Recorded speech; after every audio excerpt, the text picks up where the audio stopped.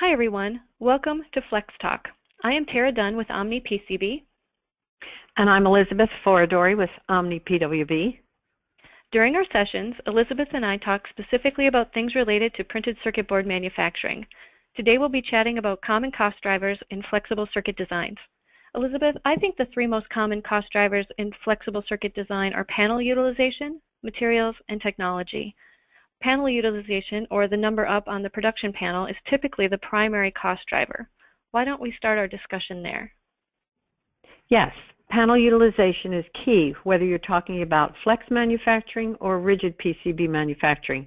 Fabricators charge for material by the panel, so the piece part price is the panel price divided by the number of parts on the panel. With domestic manufacturing, the common panel sizes are still 12 by 18 or 18 by 24. A good rule of thumb is to consider a 1-inch border around the outside of the panel to be a keep-out space. This allows the fabricator to add tooling holes and coupons to the panel. Essentially, a designer should consider the space of 10 by 16 or 16 by 22 as their usable space. The size of the circuit or the size of the array should then be optimized to best use that space. An array that has a 5.5-inch length will allow 2 arrays in the 16-inch direction, but an array that's 5 1/4 will allow 3. That will have a significant impact on cost.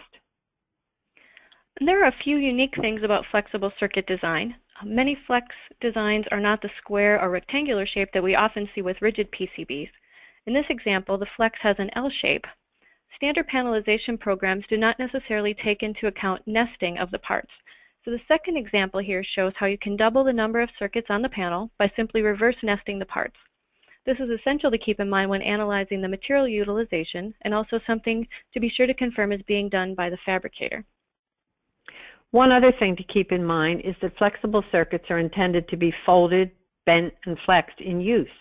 In the third example, the flex is straightened to allow the most efficient panel utilization during manufacturing, and then the L shape is created after the part is removed from the manufacturing panel. Over the course of these examples, the number up on the panel was improved from 6 to 10. I think the next thing we should discuss is materials. There are many different materials available, and that number increases greatly if we discuss rigid flex. For today, let's focus on the standard copper polyimide constructions. These are the most common materials and the most readily available. In general, there are 3 types of material constructions: copper with acrylic adhesive and polyimide, copper with flame retardant adhesive and polyimide, and adhesiveless material.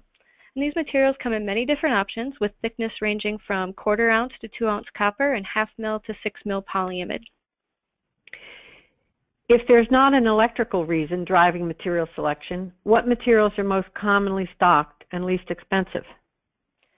Well, the copper acrylic adhesive polyimide construction is the most common material, especially with lower layer count designs, and this is commonly stocked with most fabricators.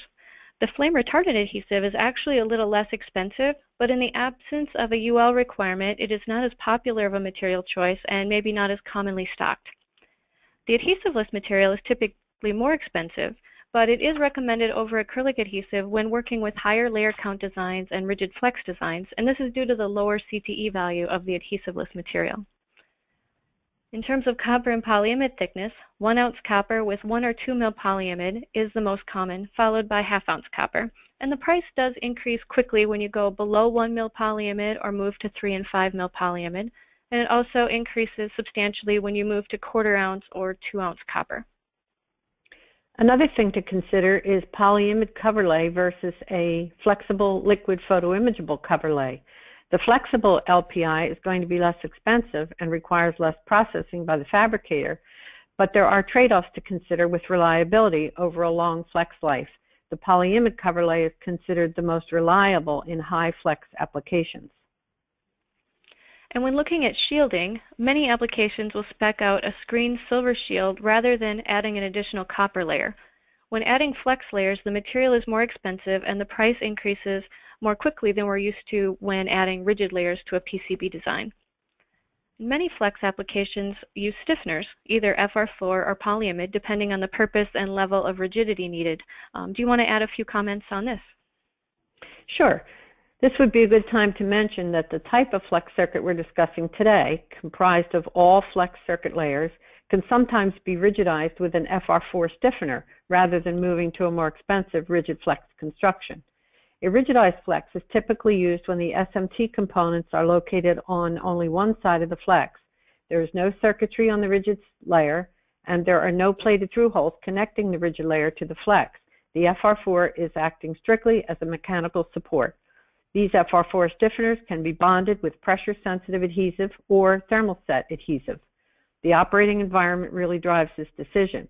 Pressure-sensitive adhesive is going to be less expensive than the thermoset adhesive. Using a thermoset adhesive requires the fabricator to use an additional press cycle to bond the adhesive.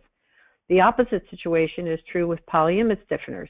These too can be applied with either adhesive, but fabricators most often will panelize the circuits to allow for ease of placement during cover lay process and bond the polyimide stiffener in the same press cycle being used for the cover lay.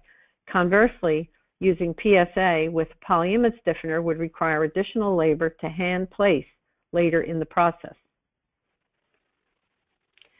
Moving on to cost adders that are technology related, line and space and hole size seem to be the typically asked questions.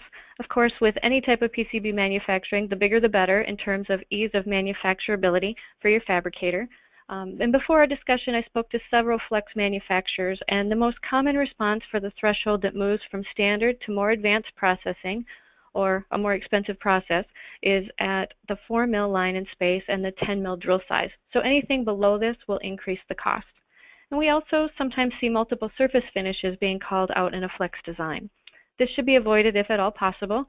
Running the panels through two surface finishes is an obvious cost adder, but that's compounded by the associated taping and detaping process that is required and the subsequent yield loss.